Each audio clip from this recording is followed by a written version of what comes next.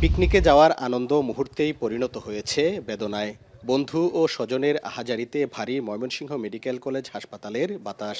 গাজীপুরে বিআরটিসির দোতলা বাস বিদ্যুতায়িত হয়ে প্রাণ গেল বিশ্ববিদ্যালয় শিক্ষার্থীর। শনিবার সকালে ৬টি বাসে করে শ্রীপুরের পিকনিক স্পটে যাচ্ছিলেন গাজীপুরের ইসলামিক ইউনিভার্সিটি অব টেকনোলজির শিক্ষার্থীরা।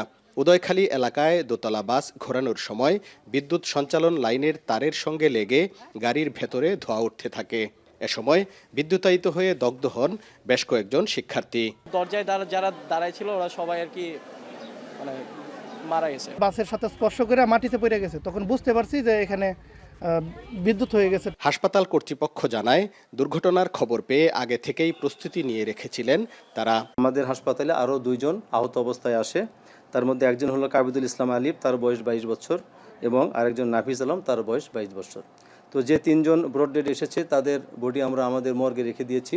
পুলিশ বলছে, এ ঘটনায় কারো গাফিলতি থাকলে তদন্ত করে ব্যবস্থা নেওয়া হবে। এছাড়া বিশ্ববিদ্যালয় কর্তৃপক্ষ ও পরিবারকে সব ধরনের আইনি সহায়তার আশ্বাস দেন পুলিশ কর্মকর্তা। ইউনিভার্সিটি কর্তৃপক্ষ এবং গার্জিয়ান কর্তৃপক্ষ যেভাবে আইনগত সহায়তা চাইবে আমরা সেভাবে করে দেব। আর গাফিলতির ব্যাপারটা তদন্তের বিষয়, তদন্তে বেড়ে আসবে যে কার কী গাফিলতি ছিল। এ ঘটনায় শোক নেমে এসেছে শিক্ষার্থীদের মাঝে। হারুনুর রশিদ, এখন, ময়মনসিংহ।